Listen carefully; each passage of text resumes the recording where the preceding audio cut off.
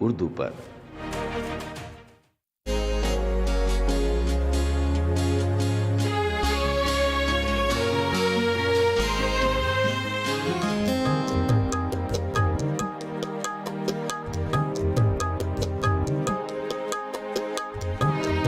बहुत से जख्म थे जिनका शुमार हो न सका, बहुत से दर्द थे जिनका हिसाब उसने दिया। याद आँखों को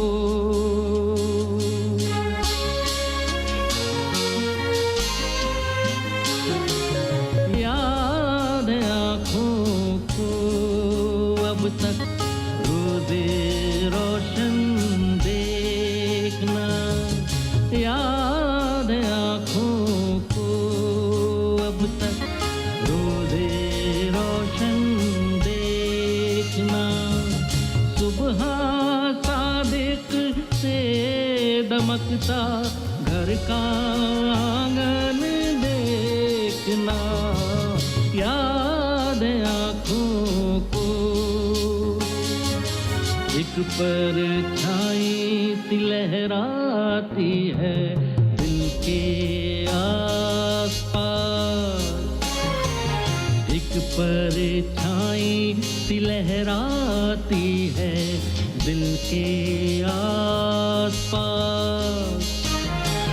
एक खुशबू जिसका पैराहन न दामन देखना, याद आँखों को। अरे जान, फिक्र छोड़िए, हमने आपके मसले को हल कर दिया है, खुश हो जाइए। मेरे पास रेसर रिचर्ड या हैमरलेस बंदूक है तो मैं ही तुम्हें अभी यही गोली मार दूंगा और तांगा चलाता हुआ खुद ही चला जाऊंगा। तुम तांगा आगे बढ़ाओ। अगर उन्होंने हमें पहचान लिया तो हमें छोड़ेंगे नहीं, हमें किराया भी नहीं चाहिए, हम यहाँ से सीधे चुप्पे से बाराबंकी वापस चले जाएंगे। फौरी मौत से आइंदा की मौत बेहतर है, क्योंकि अगर तुमने बुज़दिली दिखाई तो मैं ही तुम्हें अभी यही गोली मार दूंगा और तांगा चलाता हुआ खुद ही चला जाऊंगा। तुम तांगा आगे बढ़ाओ।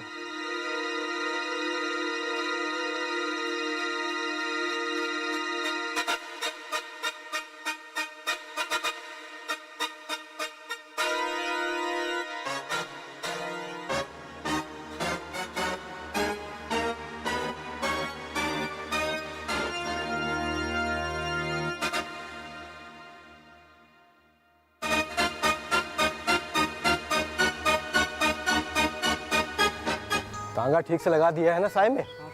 बेहतर है। अरे चलो, रमज़ान मियाँ तो यही मौजूद है। अस्सलाम वालेकुम। जी वालेकुम अस्सलाम। अरे भाई, हजरत घर पे है, मैं वहाँ बता दीजिए कि याकूब चचा आए हैं। अच्छा अच्छा, मैं अभी बुला। बेहतर है। बैठो भाई, बस थोड़ी देर रुकूंगा फिर चलता हूँ। मियाँ आ जाए ज़रा। अस्सलाम वालेकुम याकूब चाचा।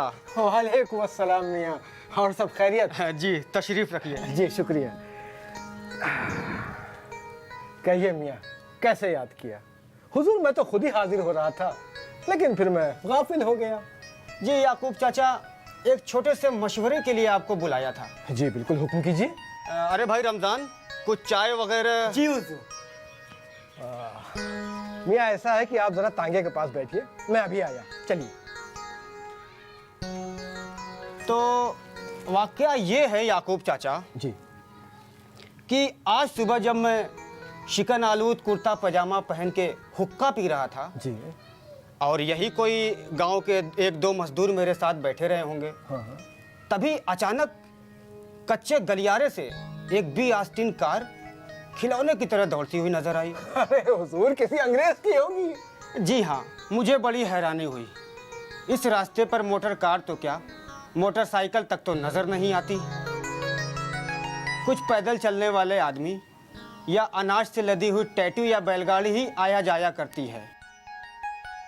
ये गलियारा तो मेरे फाटक तक आता है, इसलिए मुझे बड़ी वहशत हुई और मैं अंदर कपड़े बदलने चला गया। ये आपने अच्छा किया, इस बात से काफी फर्क पड़ता है हाँ, और जब मैं बाहर आया तो मैंने देखा कि एक अंग्रेज मेरे बरामदे में कुर्सी पर बैठा था और मेरा एक मुलाजिम नीचे ज़मीन पर बैठा था। मैंने रमज़ान से पूछा तो रमज़ान ने कहा कि ये साहब हैं और मेम साहब मोटर में बैठी हैं। फिर रमज़ान ने उस अंग्रेज़ की तरफ अपना मुंह करके मेरी तरफ इशारा किया और बोला कि ये मियाँ हैं, साहब हैं। लेकिन चाचा, रमज़ान के इतना कहने के बावजूद भी उस अंग्रेज़ ने ना तो मुझे कोई ताज़ीम दी, ना कोई तवज्जो और न सलाम किया। मुझे बड़ी हैरत हुई। हाँ, दरअसल वो इसकी जरूरत महसूस नहीं करते। बहरहाल आप ये बताइए मियाँ कि फिर क्या हुआ? फिर चाचा उसने बगैर किसी तमहीदो तारीफ के जी, अपना मकसद बयान कर दिया। क्या कहा उसने? उसने कहा कि मुझे आपकी झील में शिकार खेलने के लिए आपकी कश्ती की ज़रूरत है और मैं आपसे इजाज़त लेने आया हूँ। फिर हुजूर आपने क्या कहा? मैंने कहा कि मेरी झील में चिड़िया बहुत थोड़े चादे में रहती हैं और इसके चारों तरफ तकरीबन 1 मील तक लंबी लंबी घनी घास पानी में फैली हुई है, जिससे कश्ती को आहिस्ता आहिस्ता ढकेलना पड़ता है और इसमें बहुत ज़्यादा वक्त लग जाता है। और बाज़ मर्तबा तो ऐसा होता है कि कभी कभी 1-2 आदमी की ज़रूरत पड़ती है कश्ती ढकेलने के लिए। मज़ीद बर्रा और मुर्गाबियों में से शायद 50-60 पौचड़ ही रह जाते हैं, बाकी देसी चिड़िया है। 4 नंबर से लेकर 1 नंबर तक के कारतूस का इस्तेमाल किया जा सकता है, क्योंकि इतनी कुर्बत चिड़िया बर्दाश्त नहीं कर सकती। बेशक बेशक। लिहाजा मैंने उनसे कहा कि आप शाम को आइए। फिर जनाब उन्होंने क्या कहा? ये बात चाचा मैंने उनसे टूटी फूटी अंग्रेजी में कही थी। हुजूर, तो फिर उसका जवाब क्या मिला? मुझे लगता है चाचा कि उसने मेरी बात को समझा ही नहीं, या फिर हो सकता है कि ज़ाती वजह से शाम तक इंतज़ार न कर सकने की बिना पर मुझसे थोड़ा तल्ख लहजे में कहा और कहा कि नहीं, मैं शिकार आज नहीं खेलना चाहता। उसका आखिरी जुमला था, I counsel you to give me permission. हुजूर, फिर आपका जवाब क्या था? यह सुनकर उसकी बीवी, जो उससे उम्र में बड़ी लग रही थी लेकिन बहुत ही खूबसूरत और ज़्यादा समझदार थी, अब पता नहीं वो उसकी बीवी थी या कोई और। मियाँ, बीवी नहीं होगी। खैर, ये बताइए कि फिर उसने क्या कहा?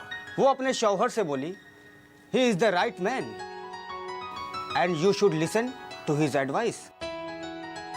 और मुझसे मुस्कुराते हुए बोली, हम इवनिंग में ज़रूर आता है। Thank you. फिर क्या हुआ? याकूब चाचा, इस वाक़ये का असर मेरे दिलो दिमाग पर अच्छा नहीं पड़ा। उस अंग्रेज़ की तहकमाना अंदाज से मुझे खासी वहशत हो रही थी। मैं पछता रहा था कि मैंने उस अंग्रेज़ को शिकार के लिए सहूलत फराहम क्यों नहीं की। अब पता नहीं क्या वो रुख अख्तियार करे, और उसने कोई अपना पता व निशा भी नहीं बताया।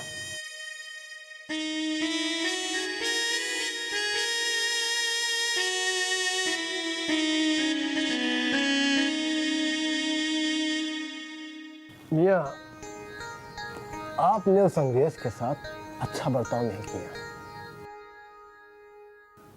दरअसल इस कौम का कायदा ये है कि ये लोग बोलते कम हैं और काम ज़्यादा करते हैं। ये आपस में थोड़ा कहो गुफ्ती कहो पे यकीन रखते हैं और इसी माकूला पे चलते हैं, जिसकी बिना से ये होता है कि बहुत सारी बातें इनकी पोशीदा रह जाती हैं। अब भाई वो तमाम कमाल तो हम लोग समझ नहीं सकते, लेकिन जितना ज़्यादा समझ सकें उतना ही कम इनकी ज़द में आते हैं। अरे मियाँ, इनकी आदतों अदवार के बारे में अहले इल्म ने तो बहुत ही कम बातें कही हैं। ग़यासुल गास में भी इनके बारे में चंद अल्फाज ही कहे गए हैं कि एक कौम है जो कभी कभी समंदर के किनारे पाई जाती। हाँ साहेब, जलेदार साहेब ठीक कहते हैं। ई लोगन सा बहुत चौकन्ना रहे के चाहिए। ई लोग पंच इशारन में बात करते हैं और तनिक चुकियो नहीं तो दंत गोलीबारी देते हैं। तो चुप बैठा रहे, हर बात में दखलंदाजी अच्छी नहीं होती। अजीजम, जोहरा की सोबत से ज़रा सा परहेज करना चाहिए। मेरी राय यह है कि आप जल्द अज जल्द महाराजा साहब जहांगीराबाद से मुलाकात करके उनको सारा वाकया बयान करके सुना दीजिए। दरअसल वो साहिबान इन जीशान से अक्सर मिलते रहते हैं।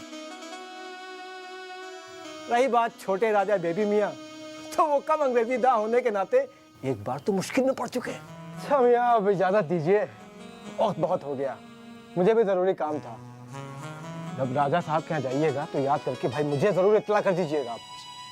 ठीक है, चलता हूँ फिर मैं। अच्छा चाचा, बहुत बहुत शुक्रिया यहाँ आने का। अरे मियाँ, शुक्रिया किस बात का, आपके वालिद साहब के ज़माने से आता हूँ मैं। वालेकुम अस्सलाम।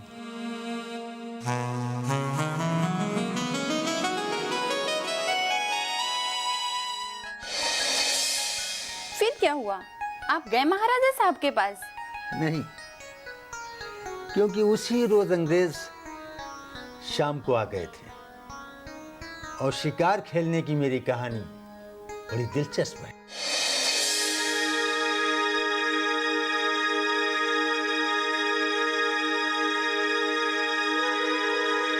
रमजान मियाँ। अरे हुजूर, मालकिन बहुत गुस्से में है। क्यों? ऐसी क्या खास बात हो गई? बहुत देर से बाट जोहत है, देर हुई गई है बहुत ज्यादा। हाँ,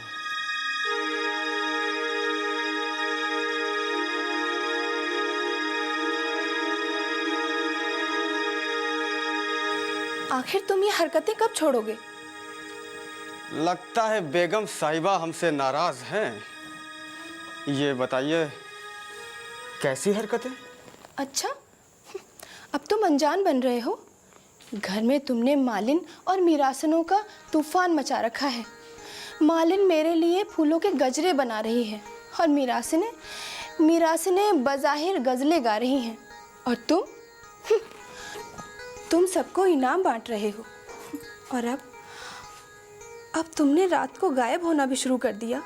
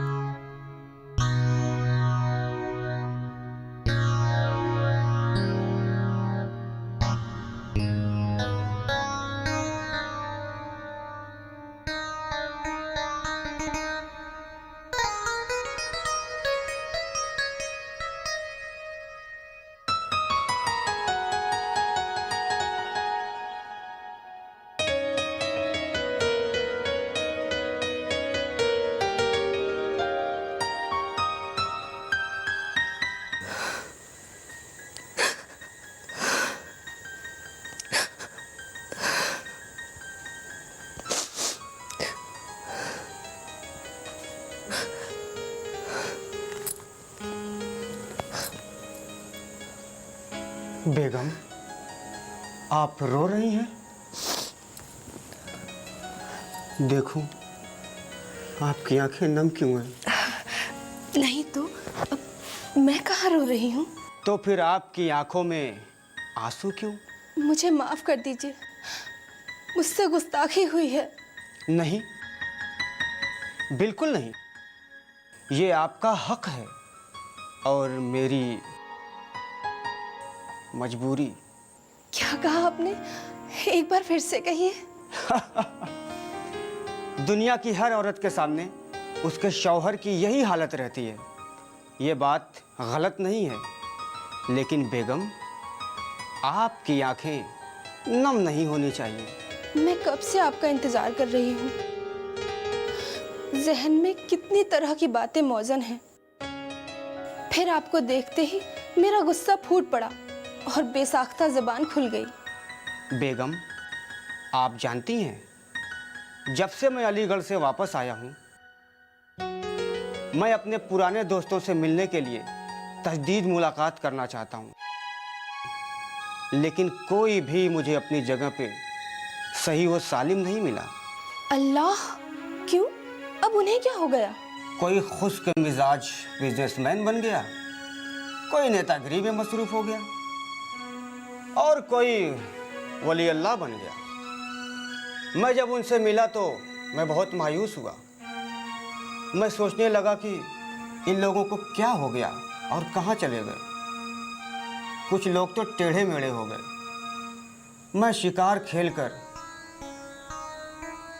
अपना दिल बहलाना चाहता हूँ। क्या कहा? टेढ़े मेढ़े हो गए? अल्लाह।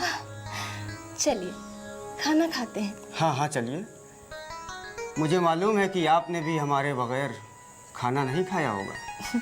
तो फिर चलिए। जी चलिए।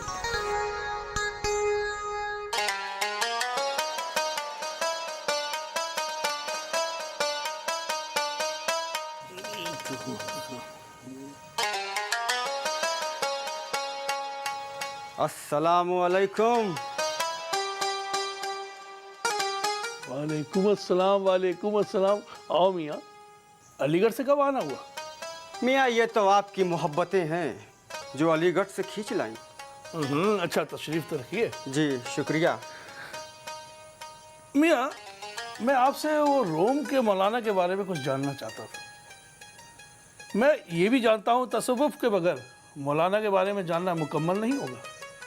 मियाँ वो सब ठीक है, लेकिन पहले ये बताइए कि क्या आपको वो वाक़या याद है जब वो शौक चंचल लड़की एक बार जिससे तुमने इधर उधर देखकर इजहार मोहब्बत किया था और उस लड़की ने क्या कहा था? आपके सर पे बर्फ रखने की ज़रूरत है। मियाँ, तुम अब तक उन लड़कियों के चक्कर से नहीं निकले। कैसे पढ़े लिखे हो, अलीगढ़ में घास काटते हो क्या? और तुम्हारी शायरी के क्या हाल चाल हैं? फिर शायरी और आशिकी की बात तुमने शुरू कर दी।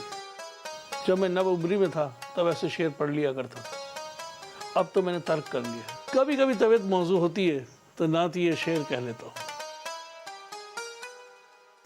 इसमें इश्क के हकीकी के मज़ामीन भी शेरों में आ जाते हैं। बहुत अच्छी बात है। तुमको ये वाला शेर याद है जिस पर महफिल में ही एक बुजुर्ग को हाल आ गया था? इस तरह अगर तोड़ा तोड़ी रहेगी, इस तरह अगर तोड़ा तोड़ी रहेगी तो काहे को अंगिया अंगोड़ी रहेगी। बहुत खूब, तुमने शेर याद तो कर लिया, मगर उस बुजुर्ग की इंसानियत को भूल गए जिसमें इन्होंने अंगिया को इंसानी जिस्म और तोड़ा तोड़ी को सुकरात का आलम बताया था। मतलब ये कि रूह जिस्मानी पिंजरे को तोड़कर अल्लाह से मिल जाना चाहती।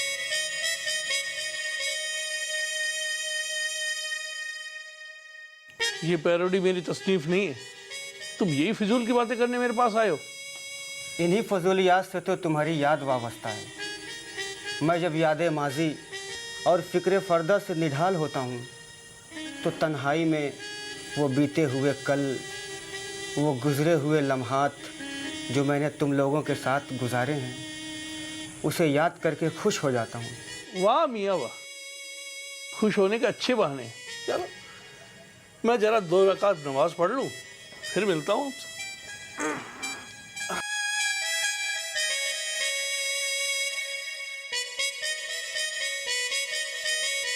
बेशक तुम्हें यह मजाक लगता होगा। अब जब अलीगढ़ से मैं जब घर आया हूँ तो तुम लोगों से मिलकर वही लुत्फ़ हासिल करना चाहता हूँ जो मुझे अकेला छोड़कर माजी में कहीं चला गया है। मुझे ऐसा लगता है मेरा बचपन, मेरी ज़िंदा दिली और मेरी खुशियाँ तुम लोगों से मिलकर मुझे दोबारा मिल जाएंगी। मैं ज़िंदगी से डर गया हूँ। मैं तुम्हारे मौलाना रोम से थक चुका हूँ।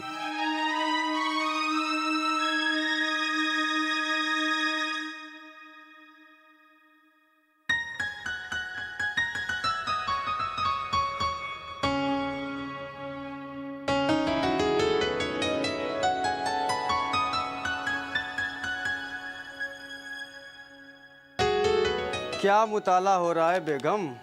लगता है किसी ख़ास शख्स का ख़त पढ़ा जा रहा है। वही बुशरा का खत है। अल्लाह जाने इस लड़की ने खत लिखने का हुनर कहाँ से सीखा है। ऐसे ऐसे खत लिखती है कि पढ़ने वाला मोहतरमा का गर्विदा हो जाए। अच्छा जी, जरा हम भी तो देखें भाई, ये बहुत अच्छी चीज़ है। खत लिखना भी एक हुनर है। इसीलिए हमारी दादी जान लड़कियों को पढ़ाने के खिलाफ थी। कहती थी कि लड़कियां अगर ज़्यादा पढ़ लिख जाएं तो खत लिखने के काबिल हो जाती हैं। और मसनवी ज़हरे इश्क के लिए तो कहती थी कि अगर कोई इसे मुसलसल 40 दिन तक पढ़ ले तो पागल ही हो जाएगा। और वो तो यूं भी कहती थी कि अगर इश्क की लानत शायरी की लानत में मुब्तला हो जाए तो और भी खाना खराब। अम्मा मियाँ, आप भी कहाँ बूढ़े बुजुर्गों की बातों में आ गई। पढ़ना लिखना बहुत अच्छी चीज़ है। सबसे अच्छी चीज़ ये है कि इश्क करने से जिंदगी का सलीका आता है। मैं तो लाहौल पढ़ूं ऐसे सलीके पर।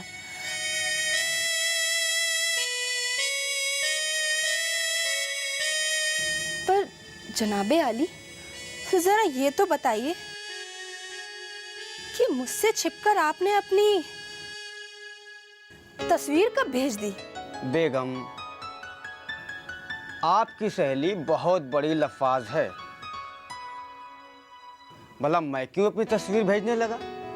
मैं तो आपकी तरफ से खत लिखता हूँ। बहुत खूब, लाइए जरा ये खत हमें दीजिए। और मियाँ, जरा इस मिसरे का मतलब तो समझाइए। किस मिसरे का? ये, इससे क्या बहलेगा दिल, तस्वीर फिर तस्वीर है। बेगम एक बात बताइए, आप अपनी सहेलियों को क्या समझती हैं?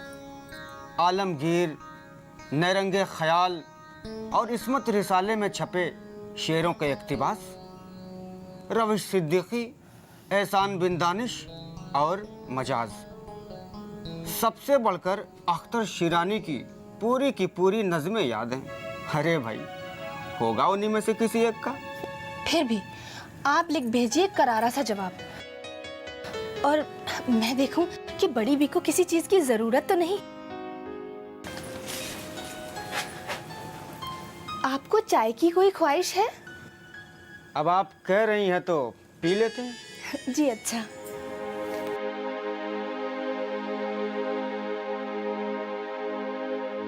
परी का ख्वाब जुनू का गुलाब उसने दिया, हाँ परी का ख्वाब जुनू का गुलाब उसने दिया।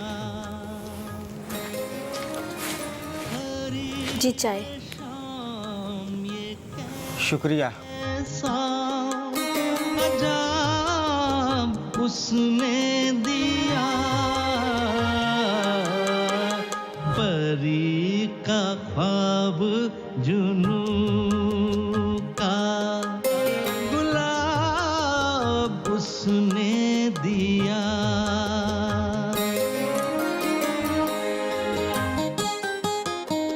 बस इतनी बात को अफसाना कर दिया सबने,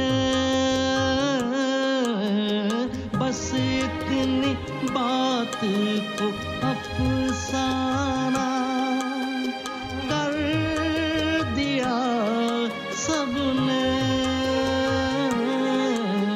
सवाल मैंने किया था, जवाब उसने दिया। सवाल मैंने किया था, जवाब उसने दिया।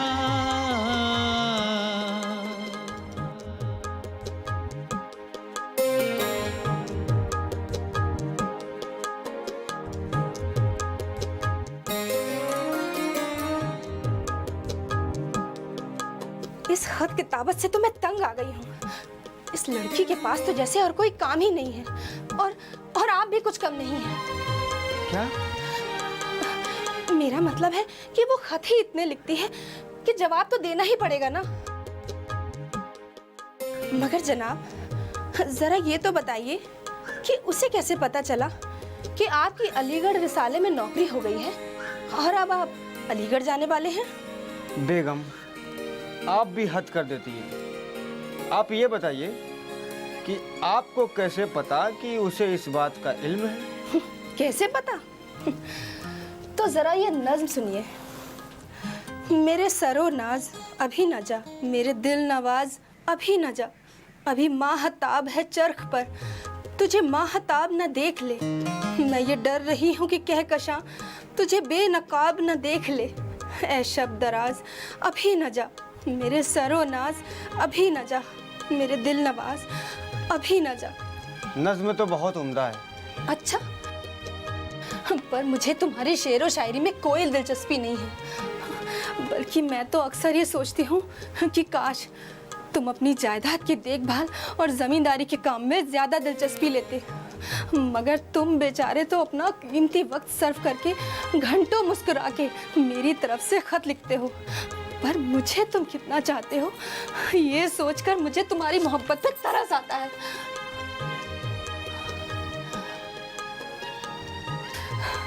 चुप क्यों हो गए? जवाब क्यों नहीं देते? जाने मन, मोहब्बत में ऐसा ही होता है। मोहब्बत? किसकी मोहब्बत में?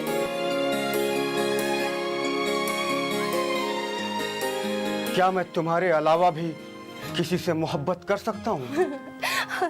सुभान अल्लाह। अच्छा, तो ये बात है। खैर, अब आप ये सुन लीजिए कि आइंदा से आप मेरे खत लिखने की जहमत ना फरमाएंगे।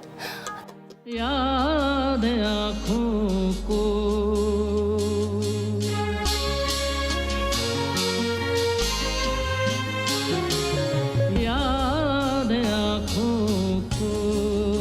अब तक रोज़े रोशन देखना, याद आँखों को अब तक रोज़े रोशन देखना।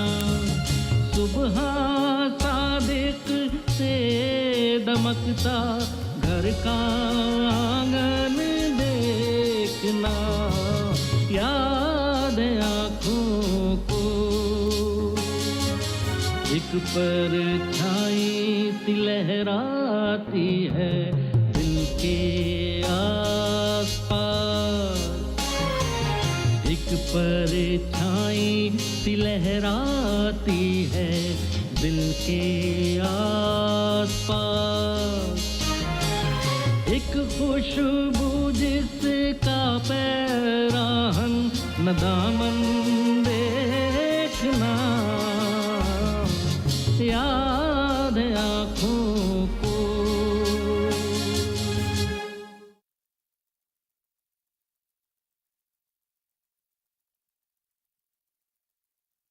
प्रोफाइल्स देखो फिर मिलो, टू मच टेंशन।